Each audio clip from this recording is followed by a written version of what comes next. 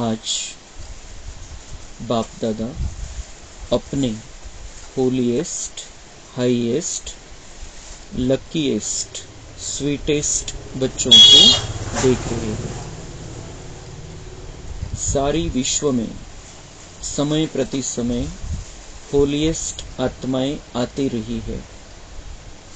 आप भी होलीएस्ट हो, लेकिन आप श्रेष्ठ आत्माएं प्रकृति जीत बन प्रकृति को भी सतो प्रधान बना देती हो। आपके पवित्रता की पावर प्रकृति को भी सतो प्रधान पवित्र बना देती है। इसलिए आप सभी आत्माएं प्रकृति का यह शरीर भी पवित्र प्राप्त करती हो। आपके पवित्रता की शक्ति विश्व के जड़ चैतन्य सर्व को पवित्र बना देती है। इसलिए आपको शरीर भी पवित्र प्राप्त होता है। आत्मा भी पवित्र, शरीर भी पवित्र और प्रकृति के साधन भी सतो प्रधान पावन होते हैं। इसलिए विश्व में होलीएस्ट आत्माएं हो। होलीएस्ट हो, अपने को समझते हो कि हम विश्व की होलीएस्ट आत्माएं हैं।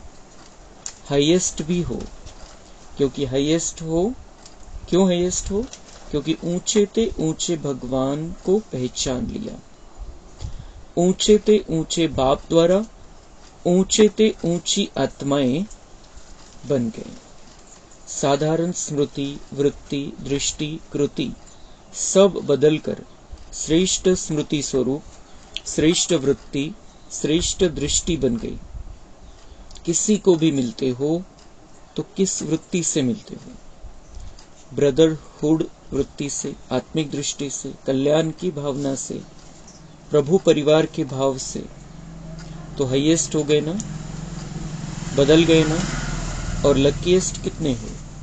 कोई ज्योतिषी ने आपके भाग्य की लकीर नहीं खींची है, स्वयं भाग्य विधाता ने आपके भाग्य की लकीर खींची। और गारंटी कितनी बड़ी दी है? 21 जन्मों के तकदीर की लकीर के अविनाशी की गारंटी ली है।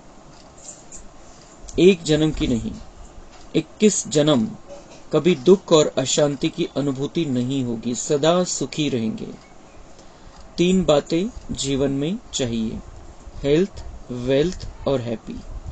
यह तीनों ही आप सबको बाप द्वारा वर्षे में प्राप्त हो गया। गारंटी है ना 21 जन्मों की।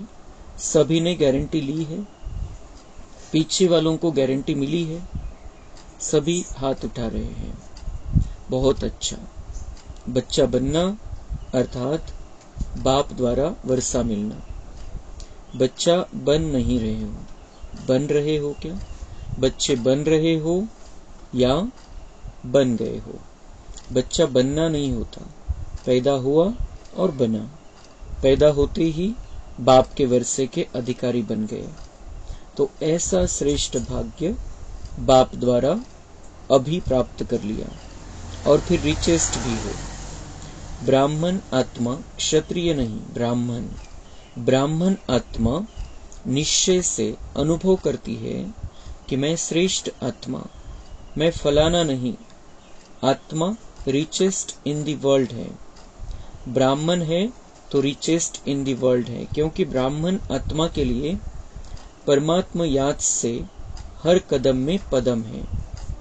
तो सारे दिन में कितने कदम उठाते होंगे? सोचो, हर कदम में पदम, तो सारे दिन में कितने पदम हो गए? ऐसी आत्माएं बाप द्वारा बन गए।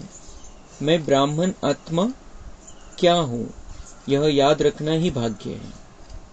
तो आज बाप दादा हर एक के मस्तक पर भाग्य का चमकता हुआ सितारा देख रहे हैं।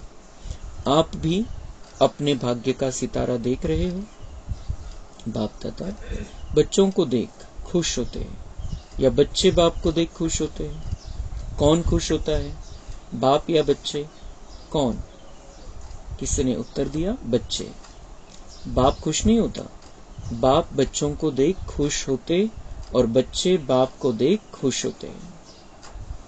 दोनों खुश होते हैं, क्योंकि बच्चे जानते हैं कि यह प्रभु मिलन, यह परमात्म प्यार, यह परमात्म वर्षा, यह परमात्म प्राप्तियां अभी ही प्राप्त होती है, अभी नहीं तो कभी नहीं। ऐसे है। तो बाबा म्हणते हैं कि बच्चों का भाग्य देखकर मैं खुश होता हूं। आप भी खुश होते हो अपना भाग्य देखकर, लेकिन मुझे इस बात की खुशी है कि बच्चे अपना भाग्य बनाने के लिए पहुंच गए हैं। बच्चों के मस्तक पर भाग्य का सितारा चमक रहा है, और ऐसा भाग्य हमें मिला है जो किसी को नहीं मिलता है। प्रभु मिलन, ये परमात्मा प्यार, परमात्मा वर्षा, परमात्मा प्राप्तियां, ऐसा भाग्य दुनिया में किसी का भी नहीं है। प्रभु मिलन, परमात्मा प्यार, परमात्मा वर्षा, परमात्मा प्राप्तियां, 4 गोष्टी। प्रभु मिलनाचं भाग्य ही कोणाचं नाहीये। परमात्म्याचं प्यार, परमात्म्याचं प्रेम डायरेक्ट कोणाच्याही नशिबामध्ये नाहीये। डायरेक्ट प्रेम, परमात्म्याकडून डायरेक्ट वर्षा कोणाच्याही भाग्यात नाहीये दुनियामध्ये। और यहां पर तो हम बच्चे बन गए और वर्षे के अधिकारी बन गए। पैदा हुए, जन्म हुआ हमारा, बाबा ने परिचय दिया और हमारा जन्म हो गया, नया जन्म, और वर्षे के अधिकारी बन गए। वारसा हक्क डायरेक्ट परमेश्वराकडून। परमात्मा प्राप्तियां, परमात्मा के द्वारा संगम युग में हमें अनगिनत प्राप्तियां। सबसे पहले तो बाबा मिला, संगम युग में हम पहुंच गए। ये बहुत बड़ी प्राप्ति है कि हम संगम युग में पहुंच गए। बाबा मिल गया हमें, ईश्वरीय परिवार मिला, बाबा का साथ मिलता है। ये परमात्मा प्राप्तियां हमें कहां से कहां लेकर जाने वाली है। परमात्मा से हमें ज्ञान, गुण, शक्ति सब कुछ मिल जाता है। सिर्फ हमारा निश्चय पक्का होना चाहिए, प्यार मजबूत होना चाहिए बाबा के साथ। तो ये परमात्मा प्राप्तियां, और ये सब प्राप्त करने का समय, प्रभु मिलन करने का समय, परमात्मा का वर्षा लेने का समय, प्यार के हकदार बनने का समय अभी है, अभी नहीं तो कभी नहीं। हमें पक्का होना चाहिए, अभी नहीं तो कभी नहीं। ये दुनिया वालों के लिए नहीं है कि आप आ जाओ, आप ईश्वर के बन जाओ, अभी नहीं तो कभी नहीं। ये तो दुनिया वालों को हम कहते हैं। लेकिन अगर हम अभी नहीं बाबा से मिलन मनाएंगे, संपूर्ण वर्षा प्राप्त करेंगे नहीं, अभी संपूर्ण प्राप्तियां नहीं करेंगे बाबा से, तो अभी नहीं तो कभी नहीं। हे स्वतःसाठी हे स्लोगन आपल्याला पक्क ठेवायचं। मग बाबा म्हणते किती मोठं भाग्य आहे, तुम्ही लकीएस्ट बच्चे, दुनियेमध्ये लकीएस्ट बच्चे। तुमच्यासारखं भाग्य कोणाचंही नाहीये, क्योंकि ये भाग्य किसी ज्योतिषी ने नहीं बताया है, किसी ज्योतिषी ने नहीं लिखा है, किसी धर्मपिता ने, किसी ऋषि मुनि ने, किसी महाराज ने नहीं बताया है। लिखा है हमारा भाग्य। भगवान स्वयं हमारा भाग्य विधाता है। भाग्य लिखने की कलम उसने हमारे हाथ में दे दी है। किस तरीके से लिखना है सब समझाता है, और भाग्य बनाने का तरीका सिखाता है, भाग्य बनाने के लिए ताकत देता है। तो बाबा म्हणतात हे भाग्य, डायरेक्ट परमेश्वर तुमच्या भाग्याचा रचयिता असणं, हे भाग्य दुनियेमध्ये कोणाचंच नाहीये। म्हणून तुम्ही लकीएस्ट, सगळ्यात भाग्यवान बच्चे। आणि आपण रिचेस्ट है, सगळ्यात श्रीमंत बच्चे। आत्मा ब्राह्मण बन गई तो सबसे अमीर है। अगर हम ब्राह्मणत्व की स्थिति में हैं, हम ब्राह्मण बन गए हैं, तो हम सबसे ज्यादा अमीर है, सगळ्यात जास्त श्रीमंत आहे आपण। कारण हेल्थ, वेल्थ, हॅपीनेस, 3 गोष्टी पाहिजे परिपूर्ण जीवनासाठी, संपूर्ण जीवनासाठी। संपूर्ण आनंदी, जो मालामाल जीवन कोणाचं म्हणता येईल, ज्याच्याकडे आरोग्य आहे, ज्याच्याकडे संपत्ती आहे आणि जो आनंदी आहे।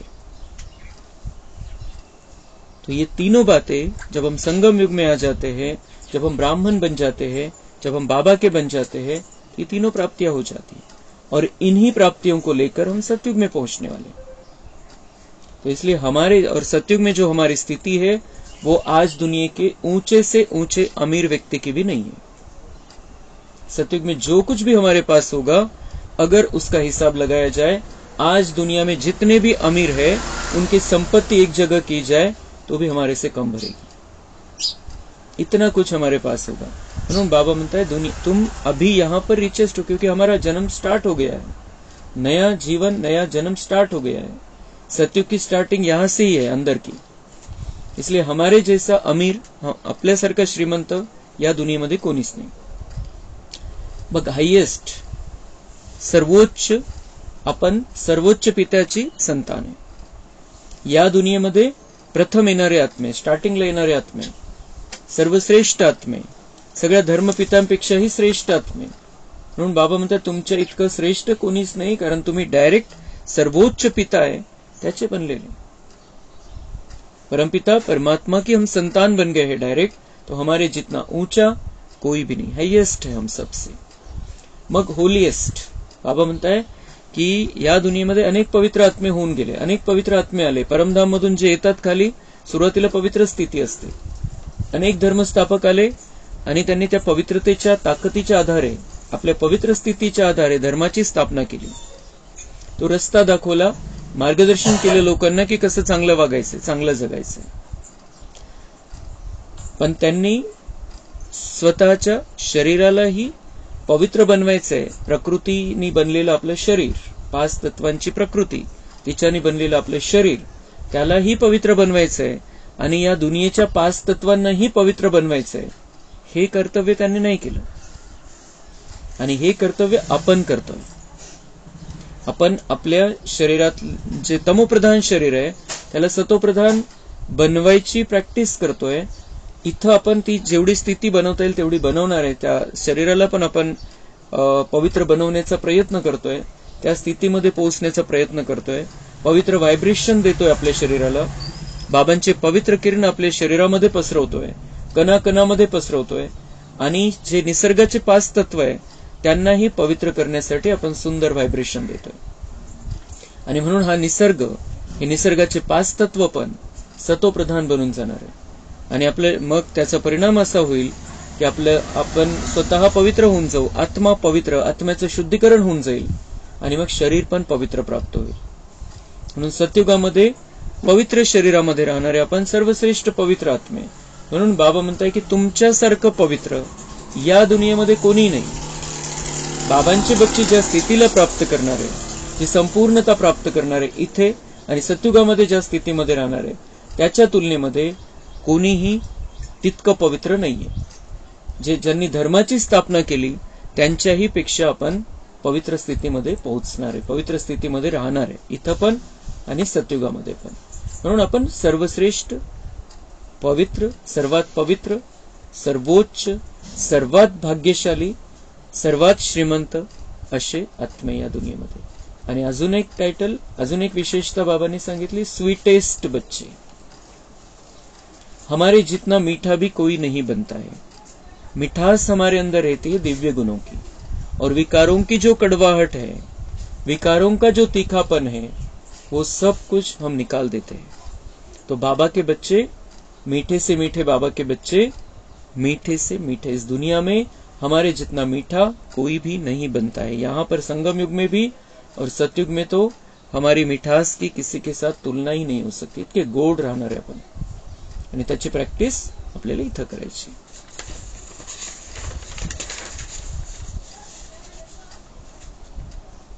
बाप दादा अभी सिर्फ एक बात बच्चों को रिवाइज करा रहे हैं। कौन सी बात होगी?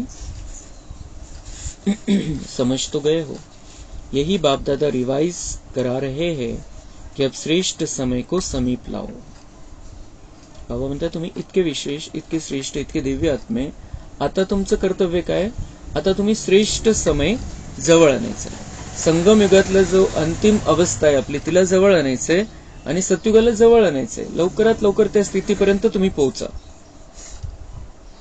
यह विश्व की आत्माओं का आवाज है, विश्व की आत्माओं का आवाज है कि चांगले दिवस आले पाहिजे, अच्छे दिन आने चाहिए। ये विश्व की आत्माओं की आवाज है। तो अच्छे दिन लाने वाले कौन? इस दुनिया का कोई प्रधानमंत्री अच्छे दिन नहीं ला सकता है, कोई राष्ट्रपति, कोई अध्यक्ष किसी देश का अच्छे दिन नहीं ला सकता है, क्योंकि बुरे लोग हैं दुनिया में, सारी खराबी आ गई है, तमो प्रधानता है। इसलिए किसी ने कितना भी वायदा किया कि अच्छे दिन आएंगे, अच्छे दिन आते नहीं है, आ नहीं सकते हैं। लेकिन अच्छे दिन लाने वाले हम बाबा के बच्चे हैं, और हम इस सारी दुनिया के लिए अच्छे दिन लाने वाले हैं। तो बाबा म्हणता है विश्व के आत्माओं की ये आवाज है, लेकिन लाने वाले कौन? आप हो या और कोई है? ऐसे सुहावने श्रेष्ठ समय को समीप लाने वाले आप सभी हो। अगर हो तो हाथ उठाओ। अच्छा, फिर दूसरी बात भी है,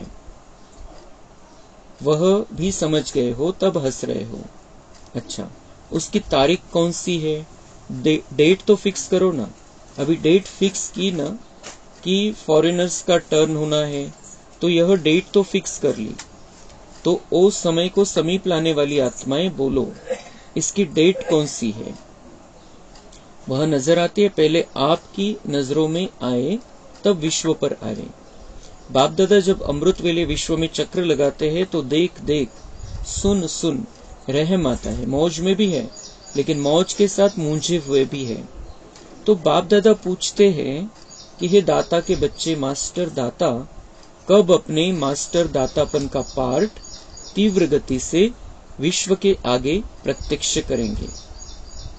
मास्टर दाता कब अपने मास्टर दातापन का पार्ट तीव्र गति से विश्व के आगे प्रत्यक्ष करेंगे? बाबा म्हणते हैं याची डेट फिक्स करा कि तुम्हें मास्टर दाता के बच्चे हैं, हम दाता के बच्चे हैं, और तीव्र गति से विश्व के आगे ये पार्ट हमें प्रत्यक्ष करना है। साऱ्या विश्वाला, सगळ्या प्रकृतीला, सगळ्यांना आपल्याला भरपूर करायचं, सगळ्यांसाठी चांगले दिवस आणायचे। सबको जो चाहिए, आत्मा को अंदर से जो चाहिए, आत्मा की अंदर की जो आवाज है, सुख शांति प्रेम आनंद, वो कब हम प्रत्यक्ष करेंगे उस स्थिति को कि हमारे द्वारा उनको सब कुछ मिलने लग गया है, जो चाहिए वो उनको मिलने लग गया है।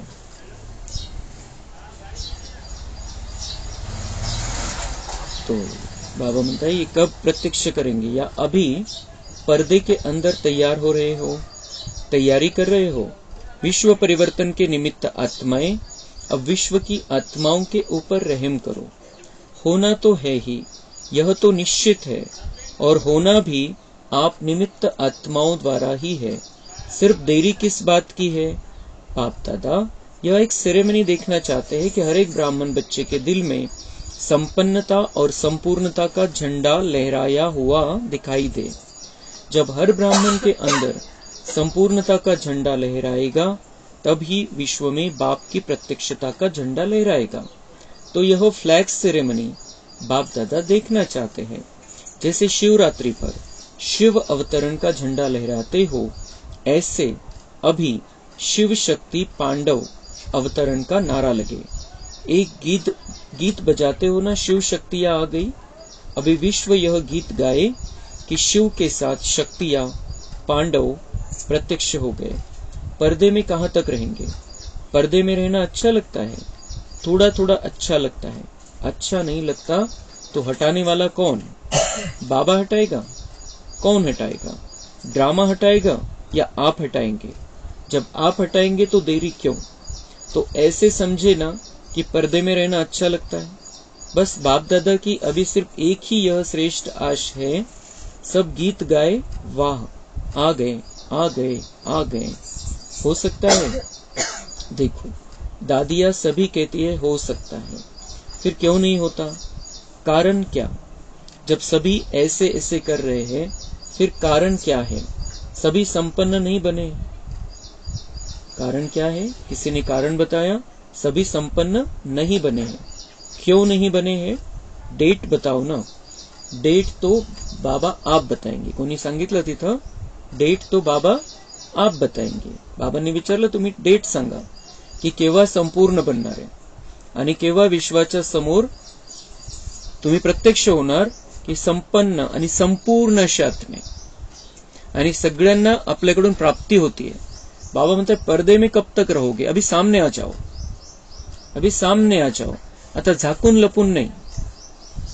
आता संपूर्णता जी आहे ती आपल्यामध्ये आपल्याला धारण करायची आहे, परफेक्ट बनायचं आहे, प्युअर बनायचं आहे, श्रेष्ठ बनायचं आहे आणि बाबांकडून सगळं काही घेऊन ज्यांना जे पाहिजे ते वाटत राहायचे. तो बाबा म्हणता है कि वो दुनिया वाले बिल्कुल ये उनकी बुद्धि में ये क्लियर हो जाए कि शिव शक्ति आ गई, पांडव आ गए हैं, सब हमारे जो हम जिनको पुकार रहे थे वो आ गए हैं. तो बाबा म्हणता है कि अभी इसकी डेट बताओ, संपूर्णता का और संपन्नता का झंडा कब लहराएंगे. सभी के दिलों में ये झंडा लहराना है. हम झंडा तो लहराते हैं बाबा का, लेकिन संपन्नता और संपूर्णता का झंडा लहराना है. सबको ये पता चल जाए कि हम जिनको पुकार रहे थे वो आ गए हैं और इन्हीं के द्वारा हमें प्राप्ति हो रही है. लेकिन इनका कनेक्शन किनके साथ है? तो जो वो मूर्तियों को देख रहे थे, हम देवी देवताओं को पुकार रहे थे, जब हम सामने आ जाएंगे तो बाबा प्रत्यक्ष हो जाएगा. उन्हें ये पता चल जाएगा ये कौन लोग हैं, ये किसको मानने वाले लोग हैं, हे कोणाला मानतात. हे तर सांगताय आणि यांच्याकडून मला दिव्यता पण प्राप्त होतीये, यांच्याकडून मला प्रेम मिळतंय, शांती मिळते, आनंद मिळतोय, पण हे काय म्हणतात बाबा बाबा. तो कौन है ये बाबा? तो वो बाबा प्रत्यक्ष हो जाएगा, तो प्रत्यक्ष हो जाएगा बाबा और उनका कनेक्शन बाबा के साथ जुड़ जाएगा. तर बाबा म्हणतात तुम्ही डेट सांगा. तर मग कोणी सांगितलं की बाबा सांगतील डेट. बाबा म्हणतात मला करायचंय, तुम्ही संपूर्ण बनणार की ड्रामा तुम्हाला संपूर्ण बनवणार, तुम्ही करणार आहे, तुमच्या हातामध्ये. तर बाबा म्हणतात आता उशीर कशाचा, आता उशीर नहीं पाहिजे. तो बाप दादा का महामंत्र याद है? बाप दादा क्या कहते हैं? कब नहीं अब. कब करना है नहीं. बाप दादा अगर डेट बताए, बाबा को अगर बताना है कि कब करना है, तो बाबा कहेंगे अब. कब करना है? अभी अभी करना है. कब नहीं, अब अभी करना है. दादी जी कह रही है बाबा फायनल डेट आप ही बताओ. दादी जी त्यावेळेला प्रकाशमणी दादी असतील, त्या सांगताय बाबांना की तुम्हीच सांगा डेट, कधी संपन्नता आणि संपूर्णता सगळ्यांनी धारण करायची, कधीपर्यंत करायची. बाबा म्हणताय अच्छा. बापदादा जो डेट बताएगा. तर बाबा नुसतं भाषण नाही करत, असं अधून मधून बच्चांशी बोलत पण होते या पद्धतीने. तो बाबा म्हणताय अच्छा, बाप दादा जो डेट बताएगा उसमें अपने को मोल्ड करके निभाएंगे. बाबा म्हणतात जर मला डेट सांगायची आणि मी जर डेट सांगितली तर तुम्ही तशा प्रकारे जर मी ते सांगितलेले तुम्हाला की इथपर्यंत करायचंय, तर तुम्ही निभावणार का? त्या माझे जे मी वचन देणार, तुम्हाला जे वचन सांगणार, तुमच्या समोर मी जे तारीख सांगणार, त्यावेळेला तुम्ही स्वतःला तोपर्यंत तुम्ही परिवर्तन करून, स्वतःमध्ये असं परिवर्तन करून तुम्ही संपूर्णता प्राप्त करणार का त्या तारखेपर्यंत, त्या वेळेपर्यंत? तो बाबा म्हणताय पांडव पूछ रहे बाबा, पांडव निभाएंगे पक्का, अगर नीचे ऊपर किया तो क्या करना पड़ेगा? बाबा म्हणता है अगर नीचे ऊपर किया तो क्या करना पड़ेगा? आप डेट देंगे तो कोई नीचे ऊपर नहीं करेगा. बाबा म्हणता है की मी डेट दिली तर जर तुम्ही खाली वर झालं, पूर्ण नाही झाली, तोपर्यंत तुम्ही संपूर्ण नाही झाले, तर ते कमी पडल्यासारखं होईल, कमजोरीची स्थिती होऊन जाईल. आणि तुम्ही जर तुम्ही स्वतः डेट देणार तर मग त्याच्यामध्ये खालीवर नाही होणार, कारण तुम्हाला माहिती आहे आपण कुठपर्यंत, आपण आपल्यामध्ये किती कमी आहे, किती भरून काढायची, किती संपूर्णता प्राप्त करायची, प्रत्येकाचं वेगवेगळं आहे. म्हणून बाबा म्हणते अगर आप डेट बताओ तो उसमें गड़बड़ी नहीं होगी, चांसेस कम है. बाबा म्हणते अच्छा अभी डेट बताते हैं. मग बाबा म्हणते कोणी तयार नाही डेट सांगायला, मग मी सांगतो आता काय करायचंय. तुम्ही सांगणार नाहीये. क्लियर झालं बाबांना की कोई भी बताने को तैयार नहीं कि कब तक हम संपन्न संपूर्ण बनेंगे. बाबा म्हणते अभी डेट बताते हैं, देखना. देखो बाप दादा फिर भी रहम दिल है, तो बाप दादा डेट बताते हैं, अटेंशन से सुनना. बाबा म्हणताय मला बच्चांवरती रहम येतो आणि त्या रहमच्या भावनेनी मी डेट सांगणार आहे. लक्षपूर्वक ऐका तुम्ही, डेट कोणती आहे बाबांची. ही मुरली आहे 11/11/2000. बाप दादा सब बच्चों से यह श्रेष्ठ भावना रखते हैं, आशा रखते हैं कम से कम 6 मास में. 6 मास कब तक पूरा होगा? कोणी उत्तर दिलं मई में. मई महिने में 6 मास पुरे होते. 11 नोव्हेंबरची मुरली, 11 नोव्हेंबर 2000ची मुरली, 6 महिने, कमीत कमी 6 महिने. कब पूरा होगा? कोणी उत्तर दिलं मई में. तर बाबा काय म्हणताय? मई में मैं खत्म. त्याच शब्दाला पकडून बाबा म्हणताय मई में खत्म हो रहे हैं ना 6 महीने, तो पहले क्या करो? डेट किस लिए दे रहे हैं बाबा? पहली डेट कि मैं खत्म करो. 6 महीने में मैं को खत्म करो. मे तक मैं को खत्म करो. म्हणजे मीपणा, तो जो अभिमान आहे, देहभान, त्याला समाप्त करा. अहंकाराला समाप्त करा. मैं नहीं, करणहार हूं, करावनहार बाबा है. मैं करणहार हूं, करावनहार बाबा है. मैं निमित्त हूं. निमित्त भाव, निर्माण भाव, या स्थितीमध्ये येण्यासाठी बाबा म्हणताय मई तक आप इस स्थिति को प्राप्त करो. मई में मैं खत्म. बाप दादा फिर भी मार्जिन देते हैं कि कम से कम इन 6 मास में जो बाप दादा ने पहले भी सुनाया है और अगले सीजन, पिछले सीजन में भी काम दिया था कि अपने को जीवन मुक्त स्थिति के अनुभव में लाओ. तो मैं खत्म आणि काय करायचंय? 6 मास. अभी यहां से हम 6 मास पकडते हैं. आज आपण ऐकतोय, तर आजपासून आपण 6 महिन्यामध्ये. याच्यापेक्षा जास्त करावं लागेल, कारण हे 2000 मध्ये बाबांनी हा पुरुषार्थ सांगितला होता. संपन्नता आणि संपूर्णताच पाहिजे. आता डायरेक्ट बाबांनी हे स्टेप घेतल्या होत्या. टप्प्याटप्प्याने बच्चांना संपूर्ण करायचं होतं, पण आता त्या गोष्टीला 24 वर्ष झाले. तर आता आपली स्टेप खूप पुढची पाहिजे. पण कमीत कमी हे जे बाबा सांगताय ते तर एकदम पक्क करून घ्यायचं आपल्याला, की अपने को जीवन मुक्त स्थिति के अनुभव में लाओ. जसं आपण सत्युगामध्ये राहणार आहे, कुठलंही बंधन नाही, मनावरती कुठल्याही प्रकारचं ओझं नाही, विकारांचं बंधन नाही, कोणा मनुष्याचं बंधन नाही. जीवन मुक्त स्थिति, जीवन में रहते हुए मुक्त, स्वतंत्र, मन से बुद्धि से स्वतंत्र, कर्मेंद्रियों पर संपूर्ण अधिकार, शरीर के भी बंधन में नहीं, कर्मेंद्रियों के भी वश नहीं, किसी आत्मा के वश नहीं, किसी विकार के वश नहीं, किसी जो कोई व्यक्ति, वस्तु, वैभव है, उसके साधन है, उसके भी वश नहीं. तो जीवन मुक्त स्थिति का अनुभव बाबा म्हणते ये 6 महीने में करना है. सतयुग के सृष्टि की जीवन मुक्ति नहीं, संगम युग की जीवन मुक्त स्टेज. सतयुग के सृष्टि की जीवन मुक्ति नहीं, सतयुग में तो वो ऑटोमेटिक होगा. जीवन मुक्त स्थिति में हम सतयुग में रहने वाले, क्योंकि यहाँ पर प्रैक्टिस है. तो यहाँ पर संगम युग की जीवन मुक्त स्थिति मतलब कोई बंधन नहीं, किसी भी बात का बंधन नहीं. और त्याला अजून बाबांनी स्पष्ट केलं, संगम युग की जीवन मुक्ति स्टेज कोई भी विघ्न, परिस्थितियां, साधन व मैं और मेरापन, मैं बॉडी कॉन्शियस का और मेरा बॉडी कॉन्शियस की सेवा का, इन सब के प्रभाव से मुक्त रहना. कोणताही विघ्न, परिस्थितीचा प्रभाव पण नाही. कारण संगम युगामध्ये आहोत आपण, पण कलियुग बाहेर, कलियुगाशी आपला संपर्क आहे, कलियुगाच्या कॉन्टॅक्टमध्ये आपण आहे, कलियुगी मनुष्याच्या कॉन्टॅक्टमध्ये आहे. आणि कलियुगामध्ये कोणते मनुष्य आहे? ज्यांच्याशी आपले हिशोब बनलेले 63 जन्मापासून. तो विघ्न परिस्थितियां अनेक कारणों से आएगी, लेकिन उसके बंधन में हमको नहीं फंसना है. अशी सुंदर ढाल आपल्या समोर ठेवायची आपण, बाबांची, बाबांच्या ज्ञानाची, बाबांच्या शक्तीची, की त्याचा प्रभाव आपल्यावरती येणारच नाही.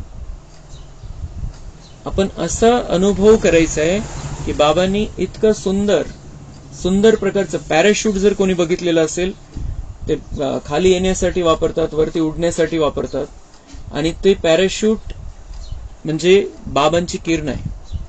आणि बाबांच्या किरणामध्ये आपण सदा राहायचं. विघ्न परिस्थिती आली की वरती उडून जायचं, बाबांकडे पोहोचून जायचं, बाबांची ताकद घ्यायची आणि त्या विघ्न परिस्थितीला निपटायचंय वरच्या स्थितीमध्ये राहून.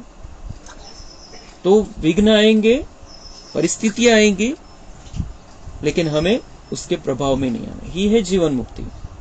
मैं और मेरापन, मैं बॉडी कॉन्शियस का और मेरा बॉडी कॉन्शियस की सेवा का. मैं देहभानाचा मी करतोय, माझ्यामुळे हे समाप्त. आणि सेवा करताना पण कोणताही अभिमान नाही, कराने वाला करा रहा है. तो ऐसे नहीं कहना कि मैं तो मुक्त रहना चाहता था लेकिन यह विघ्न आ गया ना, यह बात ही बहुत बडी हो गई ना. बाबा म्हणते बहाणे काहीच द्यायचे नाही की मला तर मुक्त राहायचं होतं. बाबांनी सांगितलं, मी ठरवलं, मला मुक्त तर राहायचं होतं. मला तर जीवनमुक्त स्थितीमध्ये कोणतंच बंधन नको, कोणत्या बंधनामध्ये राहायचं नव्हतं. कोणती परिस्थिती आली, कोणी काही बोललं, काही झालं, मला तर नव्हतं राहायचं. मी तर नक्की केलं होतं. पण काय झालं की असा प्रकारचं विघ्न आलं ज्याचा मी विचार केला नव्हता. वेगळंच विघ्न आलं काहीतरी आणि गोष्ट खूप मोठी झाली. बात बहुत बड़ी हो गई. बाबा ने सांगितलेले, चाहे कुछ भी हो जाए, कैसी भी परिस्थिति आ जाए, हम हजारों हिमालय जितनी बड़ी परिस्थिति आ जाए, तब भी हमें ये स्थिति बनाकर रखनी है. ये बाबा ने कहा है. क्योंकि बात बड़ी नहीं है, बाबा बड़ा है. कोई भी बात बाबा से बड़ी नहीं है. हम अगर बाबा के साथ में रहेंगे तो बातें बहुत छोटी छोटी लगेंगी. म्हणून बाबा म्हणते कोणताही बहाना नहीं द्यायचा कि बात बहुत बड़ी हो गई, विघ्न ऐसा आ गया, इसलिए मेरी वो स्थिति नहीं रही जो मैंने नक्की की थी.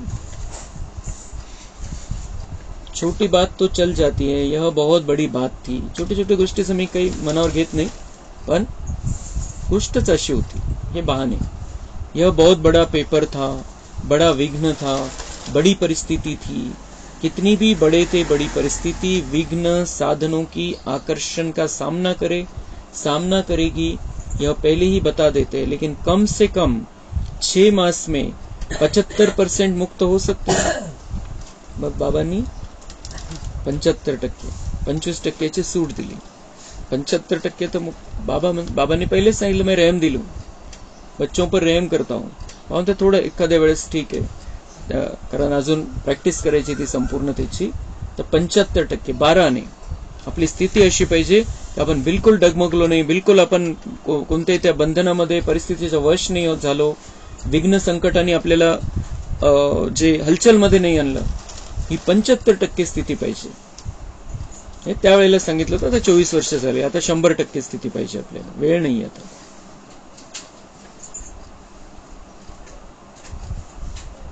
%75 पौने तक तो आएंगे तब पूरे पर पहुंचेंगे ना. पावणे तिथपर्यंत पोहोचा, मग पुढे तर पोहोचणार. मग पण आधी 75% पर्यंत तर पोहोचा.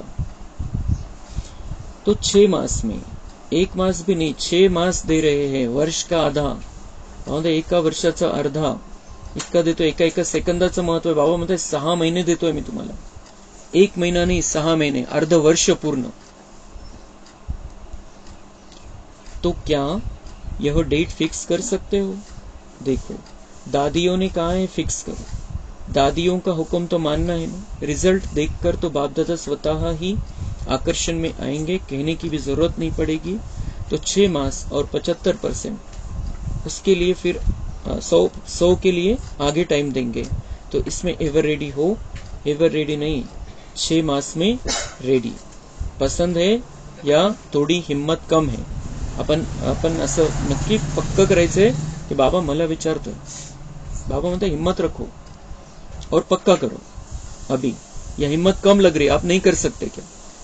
हम सर्वशक्तिवान की संतान है, हम कर सकते, जरूर कर सकते हैं. हम नहीं करेगा तो कौन करेगा? हम नहीं करेंगे तो कौन करेगा? पक्का पाहिजे एकदम कि मैं बहुत हिम्मतवान आत्मा, और बाबा कह रहे हैं मतलब बाबा को मुझ पर गारंटी है. इसलिए बाबा हर एक बच्चे को देखता है. बाबा जब मुरली चलती है बाबा की, हर एक बच्चे को देखता है. दुनिया के कोने कोने में जो बाबा के बच्चे हैं उन सबको देखता है, और उन सबको देखते हुए बाबा ये अपेक्षा व्यक्त करता है. तो इसलिए अभी तो वो बाबा ने तब कह दिया था कि हम आगे टाइम देंगे 100% के लिए. अब 24 साल पूरे हो गए उसको, अब 100% करना है. 6 महिन्यामध्ये आपल्याला हे जे बाबा सांगताय की तुम्ही जीवनमुक्त स्थितीमध्ये राहायचंय, कोणत्याही बंधनामध्ये नाही राहायचंय, तो अनुभव 6 महिन्यामध्ये आपल्याला संपूर्णतेकडे घेऊन जायचंय.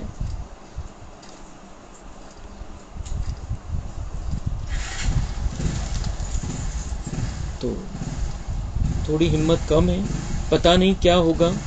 शेर भी आएगा, बिल्ली भी आएगी, सब आएंगे, विघ्न भी आएंगे, परिस्थितियां भी आएंगी, साधन भी बढ़ेंगे, लेकिन साधन के प्रभाव से मुक्त रहना. तो बाबा म्हणता है कि सब कुछ होगा. विघ्न भी आएंगे, परिस्थितियां भी आएगी. बाबा म्हणताय शेर भी आएगा, बिल्ली भी आएगी, म्हणजे छोट्या गोष्टी येतील, मोठ्या गोष्टी येतील, तुम्हाला तंग करायला येतील, तुमची परीक्षा पाहायला येतील, सगळं होईल, पण तुम्ही डगमगायचं नाही. तुम्ही पक्का केलेलं आहे कि मैं किसी भी बंधन में नहीं फंसने वाला. अब मैं बाबा का हूं, बाबा मेरे साथ में है, मैं हिम्मतवान आत्मा, तो मैं जीवन मुक्ति में रहूंगा, कुठल्याच बंधनामध्ये नाही. यह नहीं कहना हमको तो बहुत मरना पड़ेगा.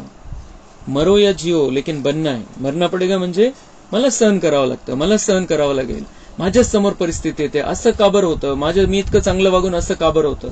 बाबा म्हणताय मरो या जिओ लेकिन यही करना है, ऐसे ही करना है, क्योंकि देवता बनना है तुमको. मरो या जिओ मतलब सहन करा किंवा नका करू, पण तुम्हाला देवता बनायचंय तर सहन करावं लागेल. तुम्ही असं नका समजू की माझ्या समोर का बरं ही परिस्थिती, मलाच का बरं मरावं लागतं. बाबा म्हणताय यह मरना मीठा मरना है, इस मरने में दुख नहीं होता है.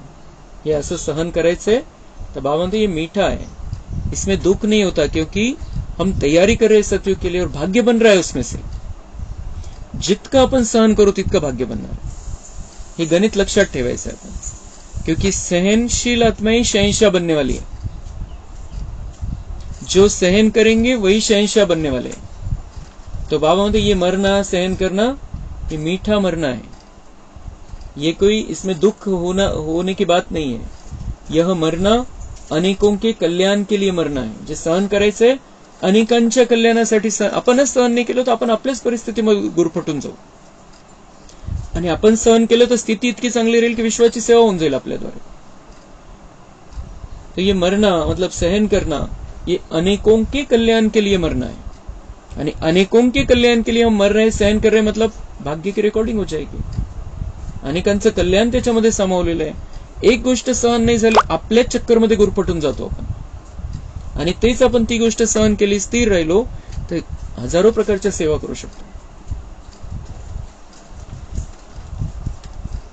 तो यह मरना अनेकों के कल्याण के लिए मरना है, इसलिए इस मरने में मजा है, दुख नहीं है, सुख है.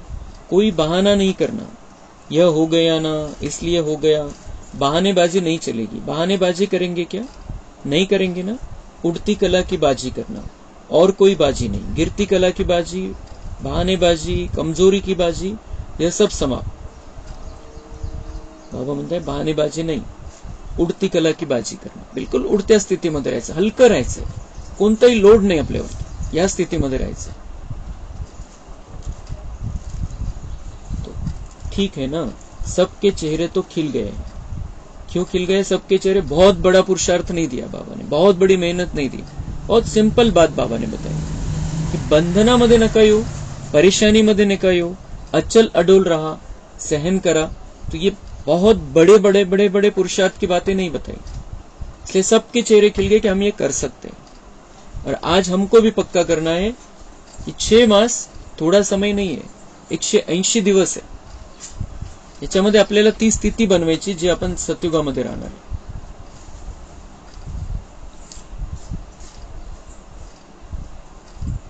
तो बाबा म्हणते अभी तो सबके चेहरे तो खिल गए हैं, जब 6 मास के बाद मिलने आएंगे तो कैसे चेहरे होंगे, तब भी फोटो निकालेंगे. असेच चेहरे दिसले पाहिजे बाबा म्हणते हसरे. जितकं तुम्ही आता खुश झाले कि हम कर सकते हैं, ऐसे 6 मास के बाद रिजल्ट की खुशी होनी चाहिए कि हमने कर लिया.